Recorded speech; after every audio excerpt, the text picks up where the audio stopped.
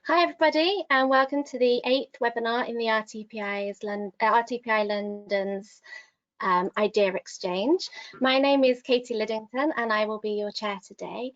And please do get involved in Twitter using the hashtag Idea Exchange. We'll keep an eye out for your comments as we go. Just a bit of housekeeping before we start. Please take a look at the handouts section of your control panel. There's some links in there to some RTPI work related to this session in a downloadable PDF. We also have a link to the RTPI Plan the World We Need video, so please feel free to watch that when you've got a moment. If you're watching this as a recorded session on our YouTube channel, please feel free to request the links from London at rtpi.org.uk. Today's webinar will focus on the use of PlanTech in practice, and I am joined by a great panel to discuss how digital and data-driven technology can change the way we plan in London.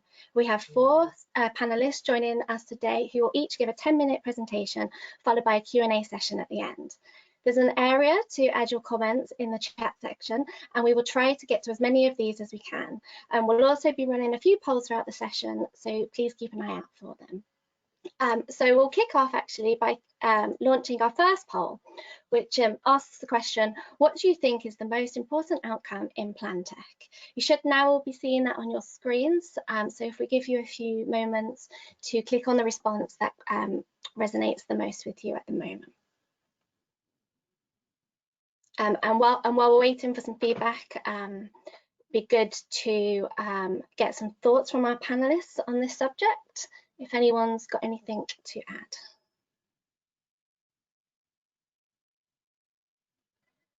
Can I go first? Just because I can't see if anyone's got their hand.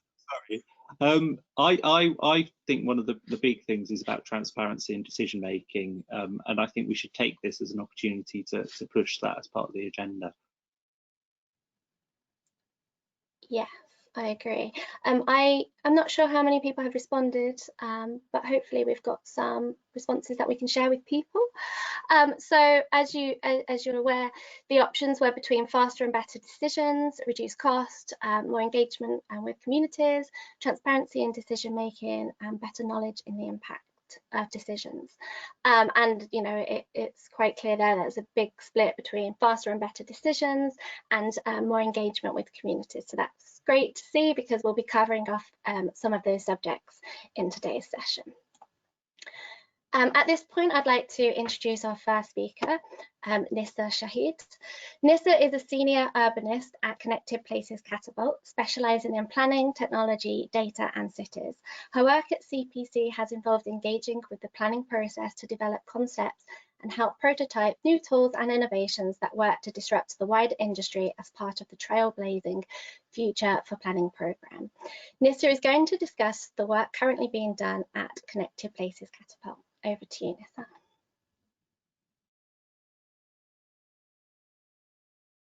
Thank you, Katie. Am I able to share my screen? Oh, yeah.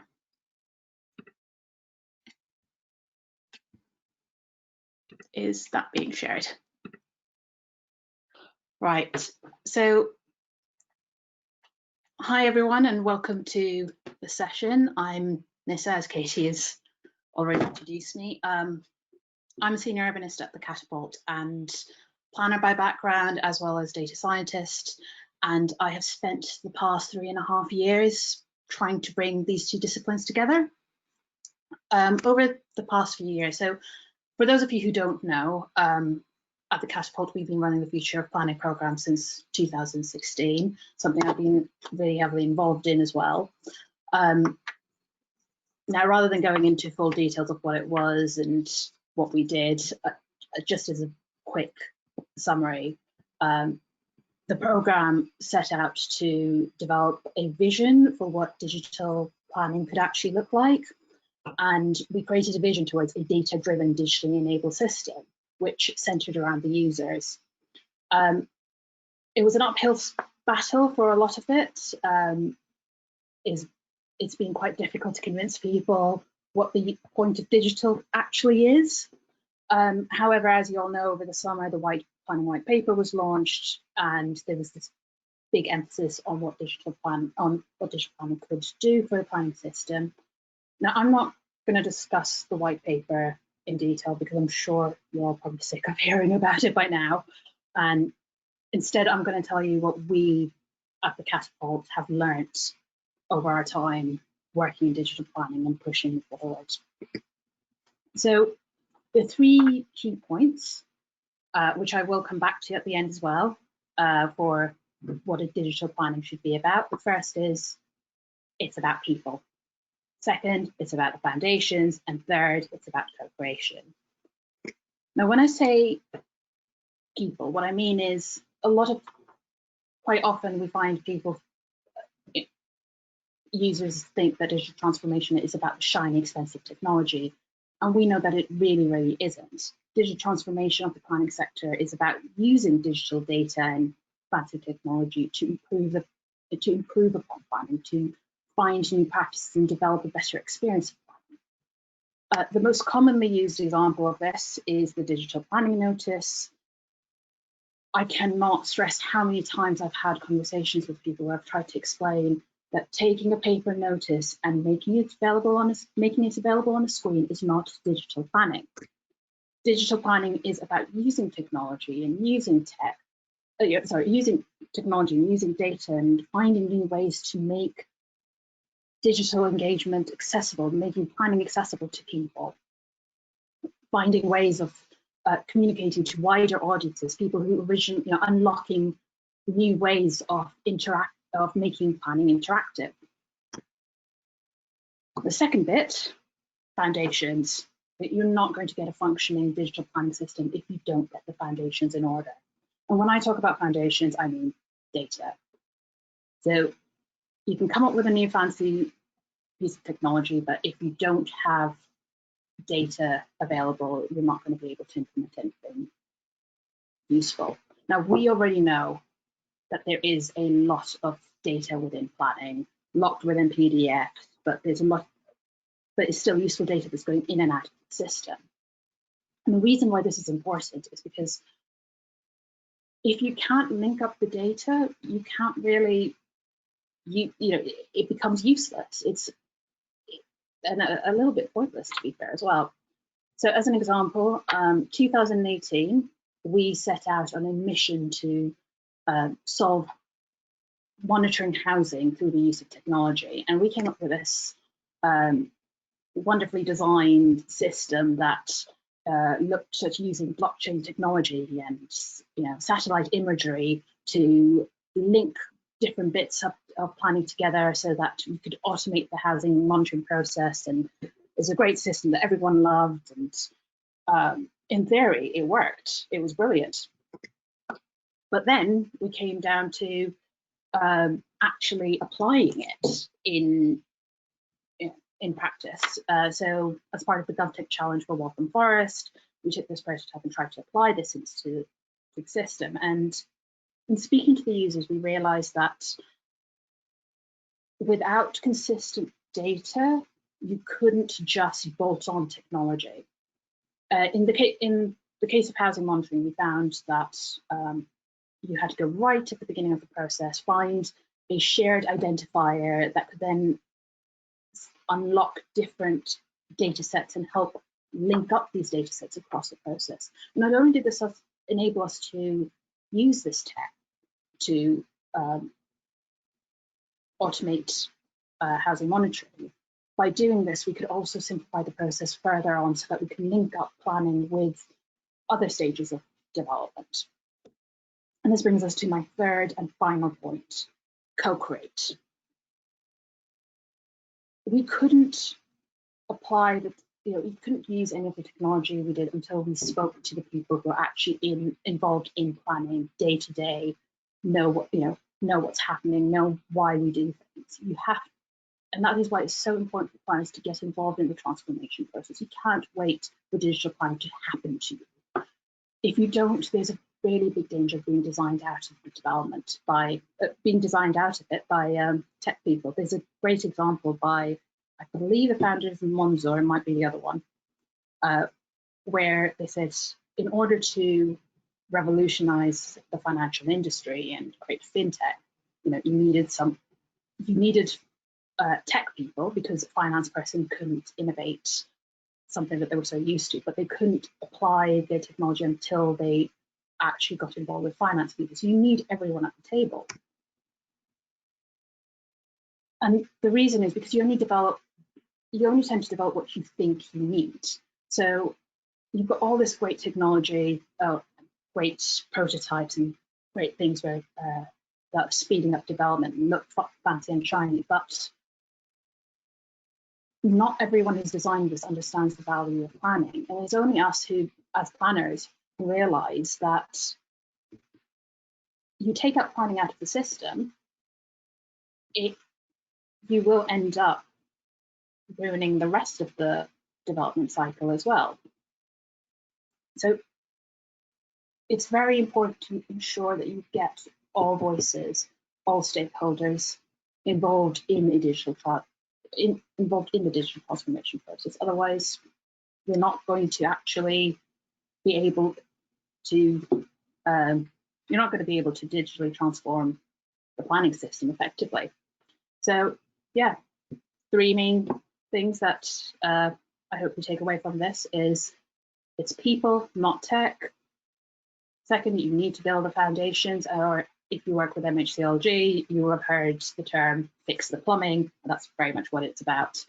Fix the foundations and then look at what tech you can apply and co-create, collaborate, get everyone at the table before you decide on what you want to apply. So thank you.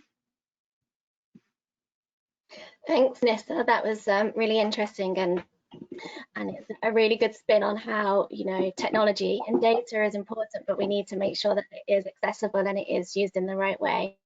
I'm sure that will have sparked a lot of questions and conversations between everybody in the audience. And just to remind people to add in their comments as you go, and we'll try and get to those at the end. At this point, I'll introduce our second speaker, Peter Kemp. Peter is the Planning Change Manager at the Greater London Authority. He is Head of Service of Planning Division and leads on managing data and technology, as well as the business side for the planning service. Peter is going to discuss the objectives of PlanTech at the GLA, give us an update on the London Data Hub, and share some project examples with us. Over to you, Peter. Hello. So I'm just trying to work out how to share my screen. One moment. It's not going to let me. Always the way, isn't it? Well, so I'm really sorry. Katie, how do I share my screen? You should receive a pop-up notification and that asks you to accept. Okay, share my screen. There we go. Thank you. I was going to touch on some real examples and kind of give a bit of an outline of what the GLA is doing in terms of PlanTech. I think before we kind of go into some real examples, you have to spend a bit of time thinking about what it is that we why we're in this space, because that becomes kind of core to what we want to achieve out of it. And we've got 4 reasons for being here. Our reasons are very much about business process. We run a planning service at the end of the day. The Mayor makes decisions on applications and we need to slicken that as much as we can. Our second core reason is around engagement. We see PlanTech as a real solution to enabling residents to be involved more effectively in shaping the way their communities change. Thirdly, we have a spatial planning responsibility, and one of the statutory responsibilities is about monitoring the impact of planning policy in London. And then finally, we see PlanTech as a solution to driving delivery. And all of the projects we do have a golden thread across all of these core themes. You know the context of this, but I think there's always one kind of key message that I put out there, and it echoes Nissa's point, which is that in order for PlanTech to be effective, we as planners, we need to make sure we have a seat at the table. Now, the one policy piece I'd want to flag most of all here is most boroughs have got smart cities strategies, and planners often don't engage with them, and actually we probably should be kind of right in the middle of them. So kind of that's kind of a core message here. There's a couple of other pieces that I wanted to touch on that were kind of outside of it, and we hear phrases like AI and machine learning bandied around, and that's not where PlanTech really is in terms of machine learning. So let's touch on the two separately. AI is very simply computers taking over tasks that humans can do, and this touches very much on the learning that Nisa was talking about around having to make bold decisions about business processes to get them into this sort of space. Machine learning is the far cleverer piece around the algorithms, around computers then taking on that and teaching themselves something more. That's not where the planning space is. So we need to talk about planning in terms of AI.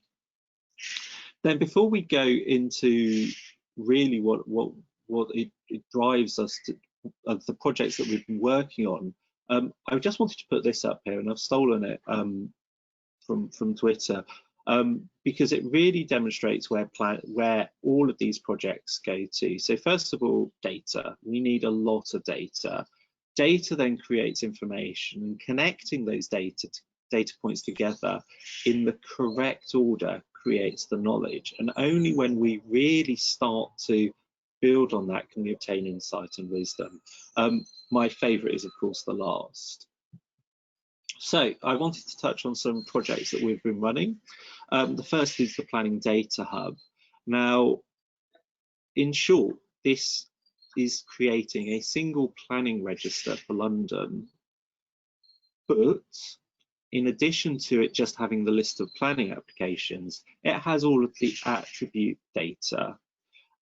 So data about how much floor space each application proposes, what the impact of the proposals are to some extent, but we do recognise there's some constraints in this because it really just changes the information that's on the planning application form and then creates a structure for that data to feed through. And anyone who's really interested in this, if you Google Planning Data Hub, you'll find a number of blogs that we've put out there about how this works. In practice today, actually this is 2 days out of date, we've got a few more of these boroughs now feeding us live data about planning applications. Now, I put a pie chart on here merely to show you the impact of this. The green area on the pie chart shows the percentage of applications, and annoyingly, it didn't copy across the percentages. I wonder if I press next, it will. No, it won't. The green area. Oh, sorry. Hello? Sorry to interrupt you. We can't actually see your slides, but it's okay. We're going to share them with the audience afterwards. Oh, they've just loaded. Perfect. Thank you. Sorry. Which slide can you see? It's the map of London that you were just talking about, actually. So the green boroughs are live with us at the moment, and the amber ones are all due to go live in matters of days now. And the grey one, which is Waltham Forest, have got a really good reason why they're not going live on our data. But they will be. It's merely that they're just flipping over their back office system at the moment. It's nothing more untoward than that. The green, so the pie chart in the bottom corner shows the real impact of this. Of the green area, that relates to reportable planning applications on the old LDD. Now, all of the blue and purple areas are applications that we never knew about as a strategic planning authority. So they are mainly, the lighter purple ones relate to householder applications that weren't reportable, and the darker purple ones relate to other types of applications that weren't reportable. So the vast majority of applications in London were reportable, but only when they were approved. So you can see we were only getting a little bit of the picture.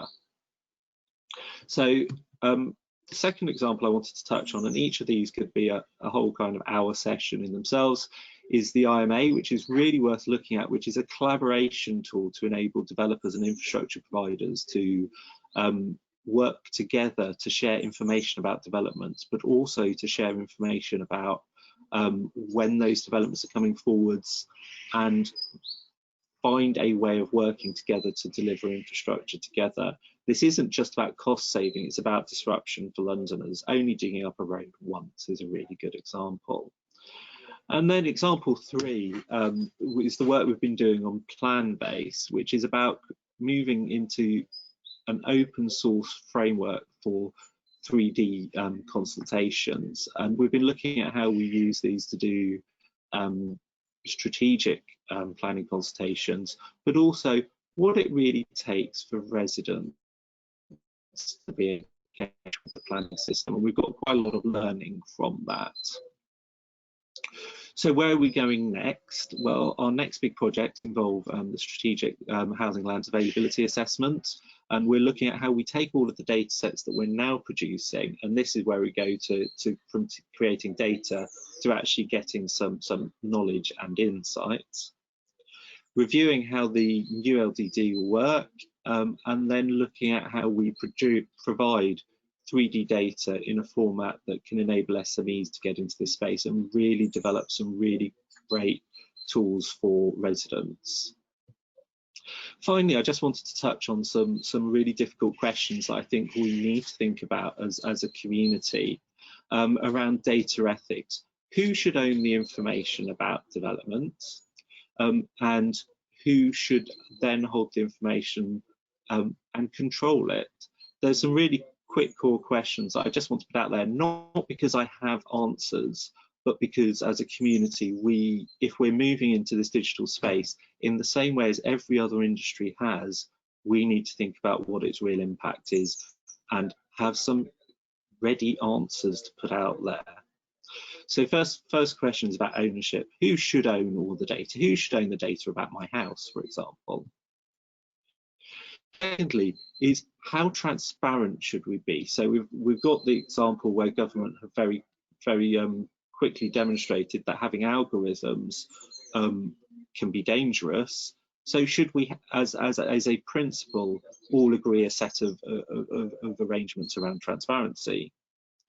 Thirdly, consent, and obviously we've been working under GDPR, questions about post-Brexit, what that means to us, but actually probably more importantly, where else is there consent issues in the planning system? And then finally, the big issue that we really need to discuss is about privacy and the right to be forgotten. I put it out there is kind of the line that I've always taken, which is openness an alternative, i.e. is by data being a public asset, does that undermine some of the key challenges we have, and does that actually create alternative problems around ownership and the right to be forgotten? So this is me, my email address. As I say, I see this as very much a start of a conversation, but as a planning industry, if we're moving into the PlanTech space, we really need to be putting out there some answers to these questions. So I have no idea how to stop sharing my screen. I'm so sorry. It's done, Peter. Don't worry. Thank you for that.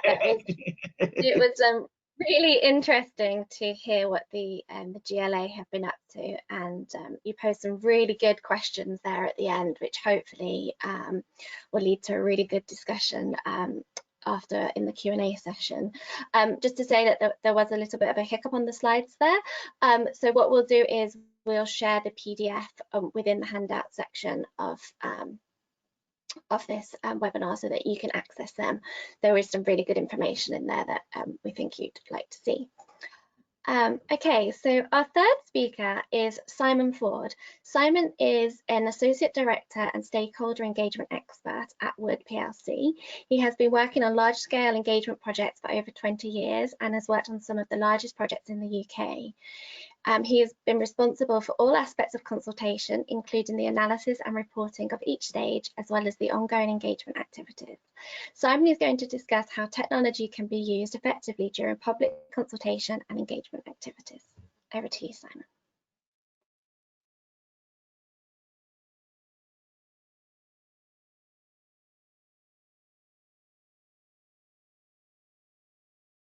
Thanks, Katie. Yeah,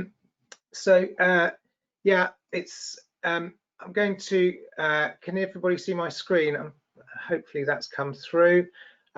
So what I'm going to do is very quickly sort of work through a couple of slides just to set a bit of a summary really on what our thinking has been within Wood over the last sort of 12 to 18 months in terms of specifically virtual consultation and engagement. And it's really to sort of highlight the fact that, you know, we started going down this journey of thinking around, you know, reimagining or looking at what virtual consultation and engagement might look like quite a way before the current sort of COVID pandemic started impacting all of our lives. So what I want to do is work through some of the project experiences that we had that influenced our discussions internally, the growth of technical and digital capabilities that we've seen over the last sort of, I don't know, 5, 10, 15 years or so, and how that's influenced what we see today.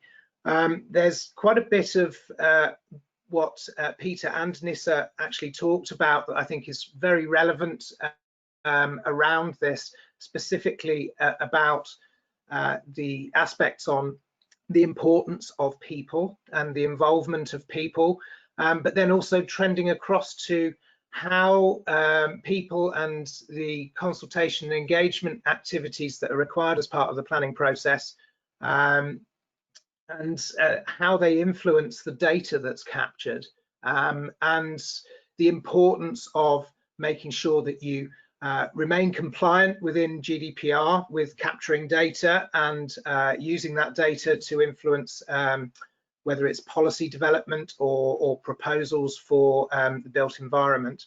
And then how looking at, last thing really is looking at approaches to consultation and engagement through innovation, and the good, the bad and the indifferent, and I think some of the challenges that we're going to continue to face as we move forward within that. So just very quickly, so on this slide, so it's just really an introduction on those things, and it's talking about the fact that things were changing, as I said, pre-COVID, and this was very clear from the introduction of GDPR in 2018 that we needed to start embracing some of these new opportunities. But the emergence of COVID really focused minds on how projects could continue to undertake effective engagement and consultation during those national and local restrictions that my personal view is I think we will continue to see for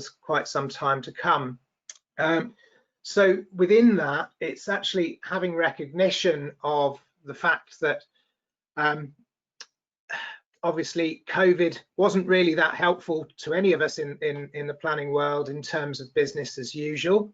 And now that we're sort of starting to look at a period of recovery and, you know, having to think about what recovery looks like and how we implement a planning process within that period of recovery, what it might look like in the future, because it's really not reasonable or acceptable for us to not undertake engagement or delay projects to any large degree, obviously with the influences that has with the ongoing sort of recovery of our economy.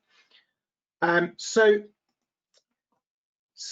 with any approach to consultation, as we all know, there are some sort of key points really that we have to consider at the front end of a consultation or an engagement process, and they don't really change in my view, regardless of COVID and regardless of you know, digital transformation as we progress and learn more about what's possible.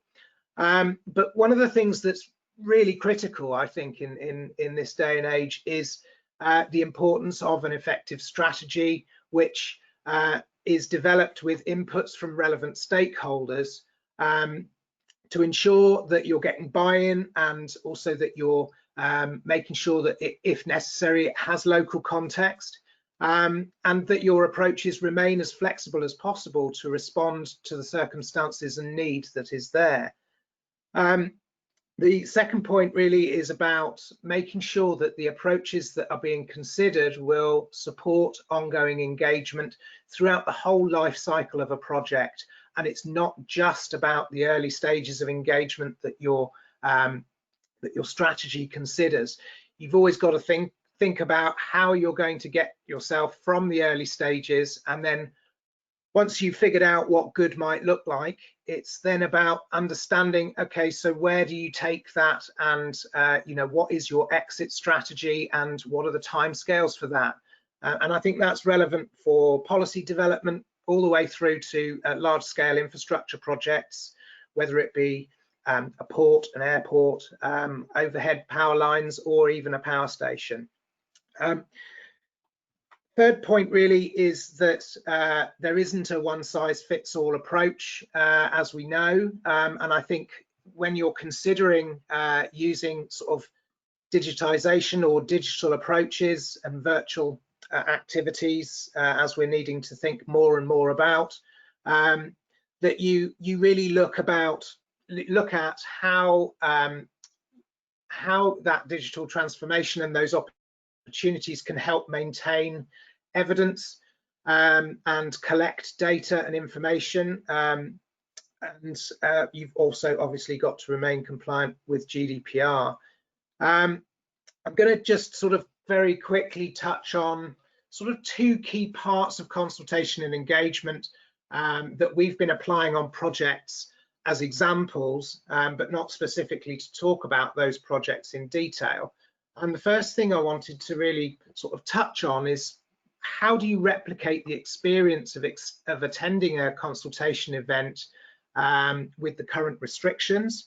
And well, for me, as I said earlier, there's not a one-size-fits-all approach, and you do need to remain flexible. But if you are going to think about applying a virtual consultation space or do virtual engagement activities, you need to make sure that you're continuing to provide a range of opportunities and approaches for stakeholders, whether or not it be technical stakeholders or members of the community, to be able to engage with the project information in a meaningful way. It should, I think, in this where we are at the moment, it's important that these remain innovative or digital, as we're seeing at the moment, as well as making sure that you are continuing to use standard approaches. And the reason for that is obviously so that you are involving as many groups and individuals and stakeholders as is possible and necessary. You're not excluding people, and that you are giving people opportunities for them to engage with the materials and offer feedback from a range of different locations. So the channels that you're applying need to be quite broad. So if you're having online meetings, not everybody can engage in online meetings, or they don't want to. So we've been making sure that alongside virtual consultation or engagement activities, we have telephone information services, dial-in opportunities to those meetings on telephones, able to provide hard copy documents and feedback forms where relevant to people who request them, and that the opportunities for that remain open, and also that there is consideration of face-to-face events and activities and meetings when and where possible, obviously with consideration of the consultee and staff health and well-being and safety, as well as the government guidance. But the key message really from me on that is remain flexible and ensure that you're getting as much buy-in at the front end with your strategy and your approaches to make sure that you're responding to the need. So that's just touching on sort of consultation and engagement events and activities. But then obviously out the back end of any sort of consultation and engagement activities, you're seeking to collect data and information, which is going to be informed often through a feedback form. Now, feedback forms within a digital space are going to be online, but again, a lot of people often still want to respond through the standard means of hard copy. So having free post addresses or a free post address to be able to actually allow people to send in their feedback forms, and email addresses as a secondary are really important channels to remain open. But when you're collecting your data, it's something that has sort of challenged me, I think, over the last 5 or 6 years in terms of how we continue to collect data from consultation and engagement activities, remaining compliant and also making best use of that information once you've collected it. So what we've done over the last 3 or 4 years, and we applied this onto a project, is we developed our own bespoke database and software application. So the application and the software which we developed is called Aperture, and you'll see on the slide there's a number of bullet points in terms of what it can do in very, very broad terms. The main thing for me here was that we tried to future-proof as much as we could, considering that we knew that GDPR was going to influence how we manage that data. So we built it on the basis of, as GDPR emerged, on the basis of what was required. And Aperture is the software that basically we bolt onto the side of a database, and it's a lens, that allows us to look at the data in a range of different formats. But of course, when you've got data, the data that you're collecting is going to obviously influence the report writing and how you can actually analyze the information that's there. So the data is only as good as the questions you're asking and the way that you're eliciting that feedback. So making sure that your feedback is that your feedback form is and the questions you're asking are representative of what you're seeking to understand from consultees and stakeholders is really important. And then also, when you know what your questions are, it's then about understanding what level of interrogation do you want to undertake with that data, and what's the important parts of it for making sure that when you are reporting on that consultation activity, as an example, that you have a clear understanding about how you're going to do that.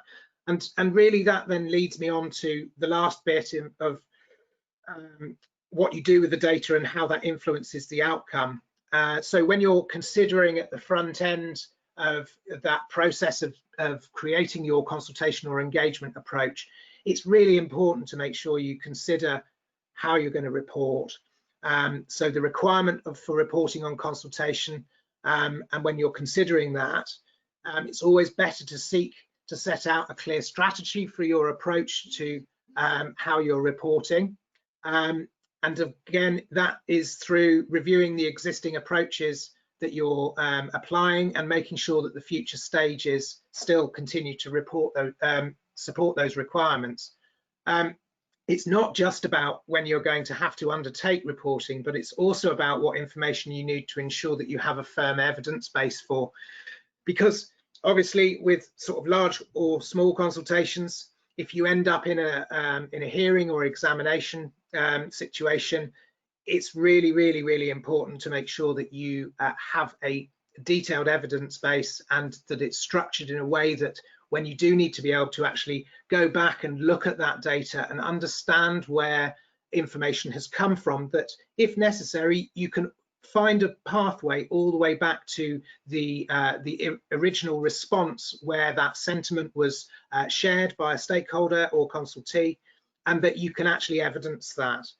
So structuring your summary report process and also reporting on the activities you've undertaken as well as the receipt of responses and having a clear set of evidence and information from that. So it's all again about data and information is really, really critical to that. By having a database that collects and collates all of that information, as we managed to put together and apply onto a number of large-scale infrastructure projects, has started to show us the value and the benefit of managing data in an effective way and using that data to be able to actually not just create a text-heavy report, but also to be able to provide opportunities for graphical representations through the use of heat mapping and other sort of graphical formats to break up some of the narrative and also provide opportunities for people to engage with the consultation report in a slightly different way. Not everybody always enjoys just reading text-heavy documents. So really and truly, I think from me, that's as far as I wanted to take it. It's been an exciting sort of 5 or 6 years of developing a number of tools, and I'm pretty sure that there are a few more yet to come.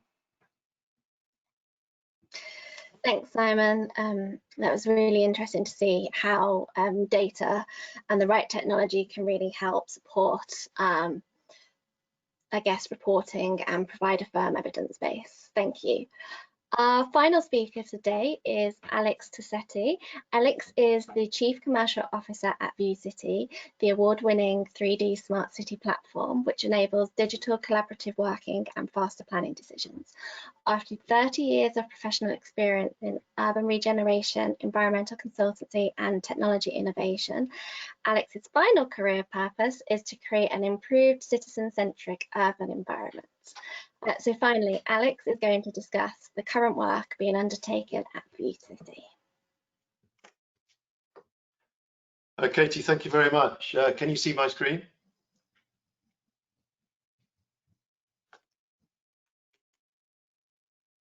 That's a yes, I take it. Yes, sorry, I was nodding and I realised you probably couldn't see me.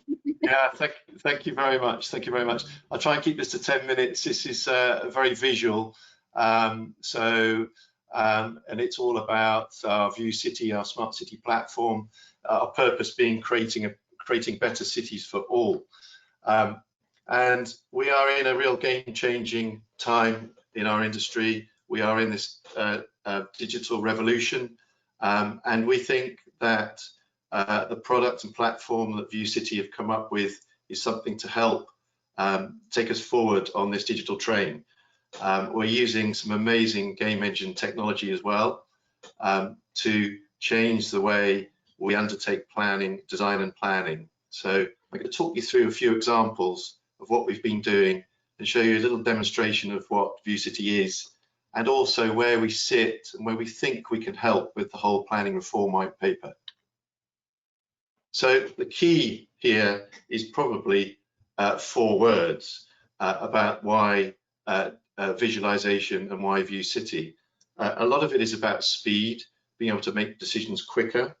A lot of it is about using factual information and collating factual information, creating an appealing visual experience, and then the whole collaboration aspect where all stakeholders can collaborate using this platform. And we're firmly in the prop tech market, but particularly in the PlanTech market. So this is the front end, early design, and particularly policy making, and then planning applications. So conceptual developments is where our platform comes to the fore, and pre-app negotiations with councils and with promoters of projects, public consultation where visualization can be used with our platform, post-submission, and then of course marketing and sales criteria as well. And we're very proud as a 4-year-old startup, we have for the things that we've done, which I'm going to show you in a minute, we've won a few awards, not least one last week, the EG Tech Award for Productivity, which really plays to this whole purpose about speedy decisions and efficiency throughout the planning process. So we're very proud of that. We started off with London, modelling London 3 years ago, and we've now got 19 UK cities that we've modelled and five overseas cities as well. So we're starting to get a huge momentum of our platform. I'll show you more about London in a minute. All cities we've modelled in detail, and this is important to take on board, to 15 centimetre accuracy, 2,500 square kilometres, all cities, 15 million trees accurately. We've collated 122 data sets and data layers, and many interactive design and planning tools that you can actually immerse yourself in and use on our platform. In London, 1,600 square kilometres has been modelled in detail, 10 million trees, believe it or not, 23 data layers, and we have 12 tools that you can interact with to help you with your planning and design. And typical layers of data that we can put onto our model for all to see is this one, which is an interesting Innovate UK and UCL partnership, where we have called this Colouring London, and we've got all the data. It's very much open source and crowdsourced data, where we can colour the age of buildings across London and the materiality of those buildings, which makes interesting viewing and visualization. So here's a little film which I'm going to let you see. So hopefully you can see this. Internet is okay. And I'll carry on talking over it and explaining a little bit about VU.CITY and what we're trying to do. Effectively, this is a model which we survey from the air, aerial surveys, using photogrammetry technology. We survey the cities. We then send it to our modelers. We have about 150 modelers who accurately model it. And then we put it onto our platform and we add layers onto the platform. And those layers can be all sorts of information, particularly, so in London, you'll see here, yellow buildings are those that are consented, blue buildings are those that are being built. We can overlay heritage areas, we can overlay conservation areas, viewing corridors, wind analysis, air quality analysis, but particularly the platform is being used for viewing corridors and for looking at strategic views, particularly for tall buildings. And we could look at the detail here in terms of LVMF corridors, the heights of buildings. You can drop your building into our model, and you can very quickly assess mass and height against the various constraints, planning constraints within London. We find that many people are using it at the front end of the project to very quickly assess the likelihood of mass and size and tallness of the building and the development, but also it feeds into the appraisal of schemes very quickly in terms of size. Effectively, we also can overlay as much data as we can collect. In this instance, we have 23 levels of data for London. We can drop into it, and information can be used at a project level on a confidential basis as well. But the tool is starting to be used for consultation purposes and public access as well. And we have a product called Your View, which citizens will be able to use in due course to look at developments throughout London and see what the impacts are through their own phone applications, Your View. The platform itself enables us to start to look at real digital virtual reality data as well, and a certain amount of modelling you can see on the screen now. We're doing some very interesting things in the City of London Square Mile, and clients want to visualise their schemes early, including in this case some interior visualisation and the impact on daylight and sunlight, for instance, in this case. So there are many use cases that the platform can be used to inform the planning process and to inform early design. So that's just a little snapshot of what VU.CITY does. We can't do all this by ourselves. We have an ecosystem of partners. Some of these names you'll be very familiar with. A lot of them are very much in the disruptor world and doing some fantastic things to help speed up the process of design and planning and consultation as well. And we're working with these people and many others as well to help provide a rich experience on our platform. And effectively, we're starting right at the front end, at the planning stage, to create ultimately the digital twin for the project. And eventually we'll be going through the design phase, construction phase, to soft landings and asset management. This is our ambition ultimately. We've got 1,000 licensees, users in the UK at the moment, of which 26, which is a great figure, 26 of the 33 London boroughs have adopted VU.CITY's platform, which is fantastic to see that digital technology is being taken up to help these local authorities particularly. And we're starting to get a lot of other city councils like Belfast, Bristol, Salford and Cambridge and many others now buying into the digital visualization world. And on the private sector, remember this platform is for all. We have many of the architects, the leading architects are using the platform to help with their designs, early designs, and so too we have some good developer friends on board as well. And I've just put some very quick responses to the planning white paper down here, avoiding the politics of the planning white paper and purely looking at the positivity of the digital theme that is running through the planning white paper and how we can help with this digital implementation. And I've made this a 10-point plan, and effectively we're coming up with some case studies as to where digital visualization 3D technology is currently being used and can therefore be implemented going forwards to help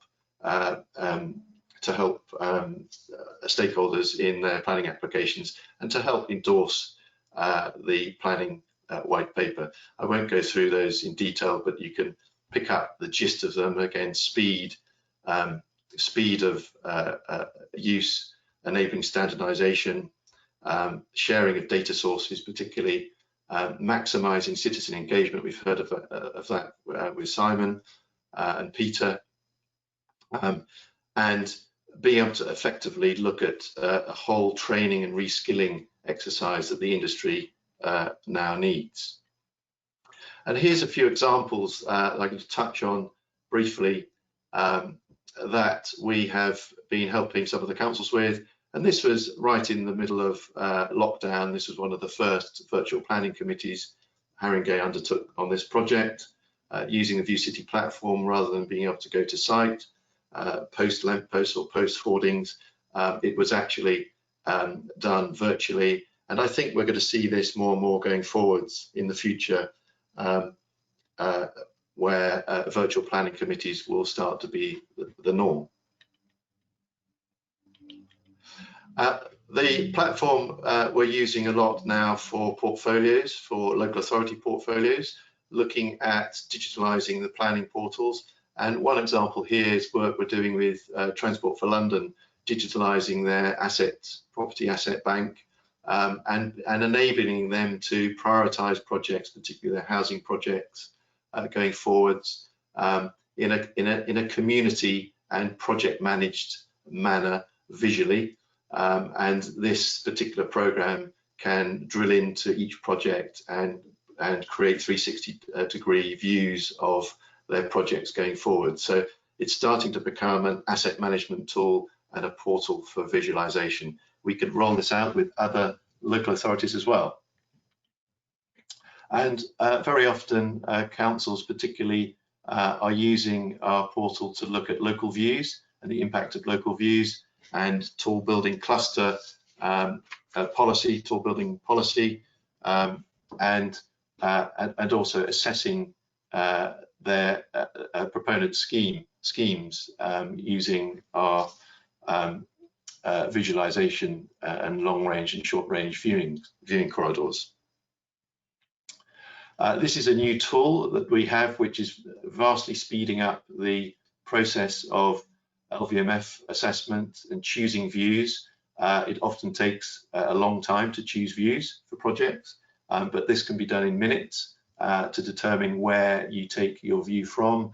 It's called zone of theoretical visibility, and this will rapidly decrease the length of time it takes to look at choosing views for assessing buildings and their impacts.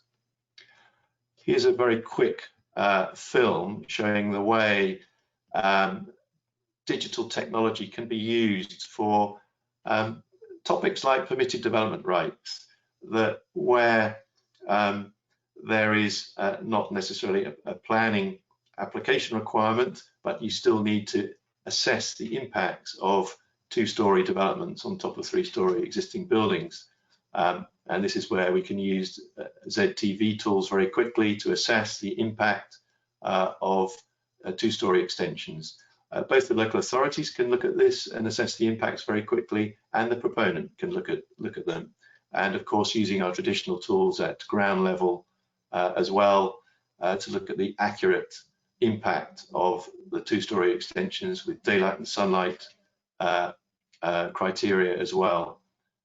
And the impact of this and the potential for this across the country where permitted development rights or extensions to residential or high streets are needed. This can be done very, very quickly visually in digital portals such as VU.CITY. And finally, a few examples of where we're engaging citizens to use the portal. This is called Your View, where the citizens will be able to not only look at council's portals, but also look at applications through their iPhones, online, through the cloud, and they will be able to see the impact of projects where they are particularly interested in. So this is very much a citizen engagement exercise using digital data and visualization.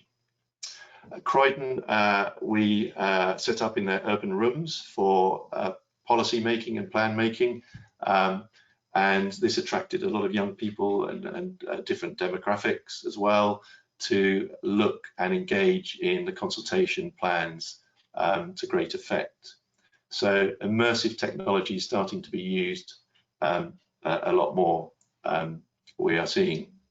This is an example of where immersive technology and visualization is being used on Broadgate for British Land, and how you can use mapping and accurate data to market projects at an early stage. Finally, there's some very interesting virtual reality work that we're doing using visualization in the City of London, another Innovate UK project with the Corporation of London, where we are mapping and modeling the square mile to a huge accuracy and detail, which will allow immersive use, and we will then be able to look at IoT and real-time data to overlay onto that, such as traffic data, air pollution and noise, etc. And this will help with early planning applications and design iterations going forward in the square mile. We see this very much as the future of planning and design going forwards.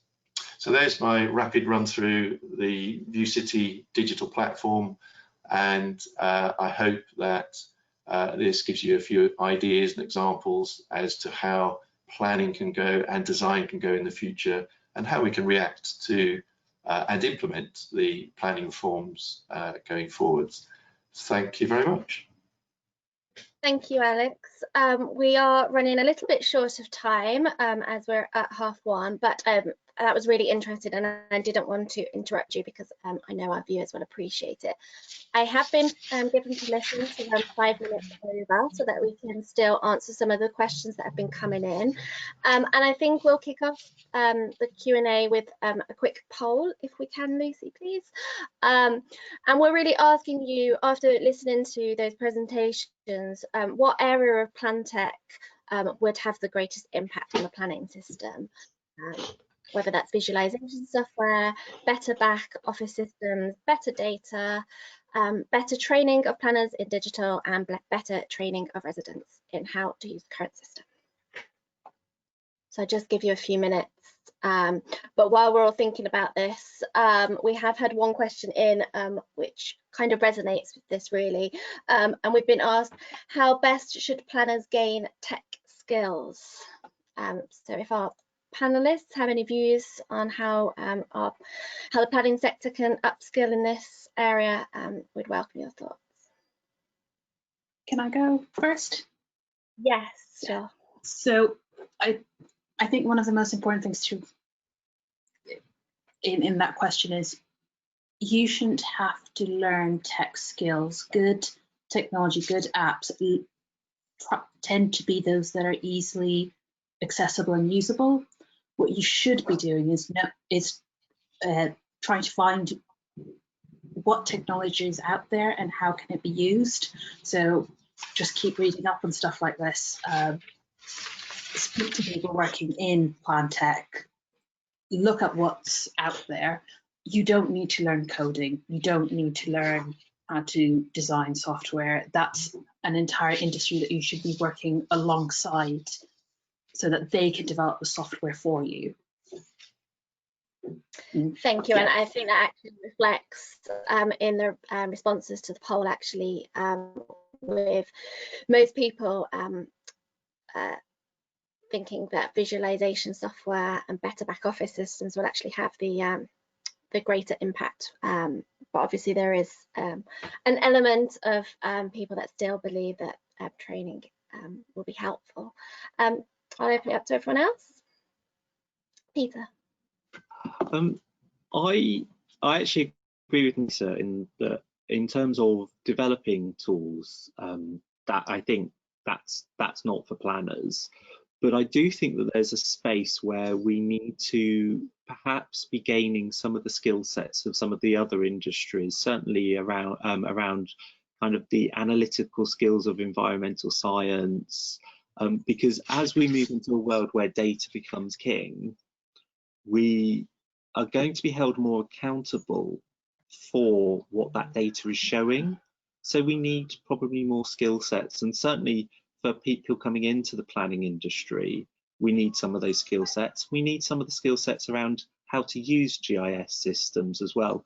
I don't know about the rest of you, but when I went to university, it was kind of parts, yeah, it's 20 years ago, so come on. GIS was just something someone else did. You didn't have to worry about that. But actually, all of these are relatively good skill sets that we need for training planners coming into the industry and giving opportunities for planners in the industry at the moment to upskill into. And that's perhaps a role for the RTPI to fight the battle on for us as well, or with us. Thank you. Alex, something to say? Yeah, well, firstly, I'm delighted that visualization seems to come out on top, which you know, absolutely agree with. Of course, I would, and I think you know, Peter, Nisha, are absolutely right in terms of training and skilling and the ease of use. And I think in our journey in developing this technology, we're learning a lot, particularly about multiple stakeholders and different stakeholders using it.